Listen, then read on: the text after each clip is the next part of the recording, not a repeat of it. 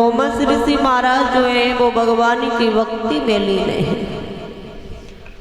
भगवान की भक्ति में लीन है, भगवान का भजन कर रहे हैं। इधर परीक्षित महाराज जो थे वो चले, देखा है उन्होंने कि आंखें बंद करके महाराज भजन कर रहे हैं, तो परीक्षित महाराज की बुद्धि जो है वो कुछ और ही करती है। खड़े हो गए पास में, कहने लगे बाजी वाह, इस महात्मा ने हमें देख करके अपनी आंखें बंद कर ली, क्या देखने में मैं सुंदर नहीं लगता हूँ? आंखों से अंधा हूँ क्या पैरों से लगड़ा हूँ जो हमें देख करके आंखें बंद कर ली? महाराज वहीं पर एक सर्प मरा हुआ पड़ा था, उस सर्प को उठाया, महाराज परीक्षित की गर्दन में डाला तो इसलिए था कि महाराज परीक्षित ने कि लोमस ऋषि महाराज की आंखें जो है वो खुल जाए, लेकिन वहां पर महाराज उल्टा हो गया, आंखें तो नहीं खुली। महाराज परीक्षित वापस लौट आए और जैसे ही घर आए हैं उन्होंने मुकुट उतार करके रखा, लेकिन उनकी आत्मा जो थी महाराज वो बहुत परेशान है। आत्मा से आवाज आ रही है पाप पाप पाप। परीक्षित विचार करने लगे मैंने भला कोई पाप नहीं किया, लेकिन ये पाप की आवाज कहां से आ रही है? मैंने जब कोई पाप नहीं किया, ये पाप की आवाज कहां से आ रही? और इधर लोमस ऋषि महाराज के पुत्र जो थे श्रृंगी ऋषि, उन्होंने देखा है कि हमारे बूढ़े बाप के साथ में घात की गई। उन्होंने जाकर के श्राप दे दिया कि जाओ, तुमने अपने मोह माया में इतना जोश में आकर हमारे पिता का सम्मान नहीं बल्कि अपमान जाना है। जाओ, मैं तुम्हें श्राप देता हूं कि आज के 7वें दिन यही सर्प जीवित होकर के तुम्हें डसेगा। आज के 7वें दिन डसेगा। ये बात लोमस ऋषि महाराज को पता चली है। उसी समय लोमस ऋषि महाराज जो है बड़ा परेशान हो गए। संत महात्माओं को बुला करके ये संदेशा भेजा है कि जाओ कह देना जाकर के परीक्षित से कि अपना मोक्ष पाने के लिए कोई उपाय सोच ले। महाराज परीक्षित जो थे वो वैसे भी बहुत परेशान बैठे थे कि उनकी आत्मा जो थी वो कह रही थी कि पाप पाप। और तब तक ये संदेशा जो है जाकर के पहुंचता है कि तुम्हें श्राप लगा है कि आज के 7वें दिन मृत्यु है, अपना मोक्ष पाने के लिए उपाय सोच। और भला महाराज ऐसा कौन सा व्यक्ति होगा जो इस जिंदगी से प्रेम नहीं करता होगा?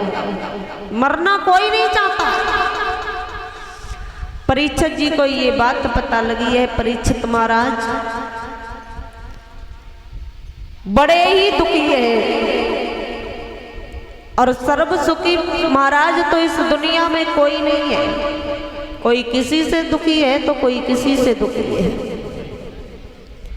आज के संसार में कोई सुखी नहीं है। बताया कि आज के संसार में और कोई न सुखी है, और किसी न किसी बात में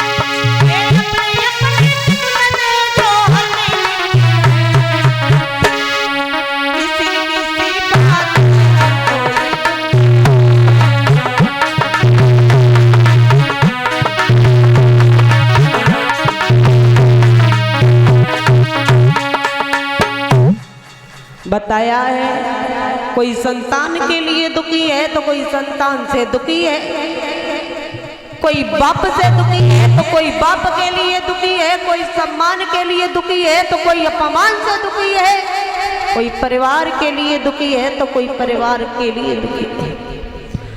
आज के संसार में, आज के समय में महाराज सर्व सुखी कोई भी व्यक्ति दिखाई नहीं देता है। महाराज परीक्षित जो है वो बड़ा ही परेशान बैठे हैं। तब तक ये सूचना मिल जाती है, महाराज परीक्षित और चिंता में पड़ गए और परेशान हो गए।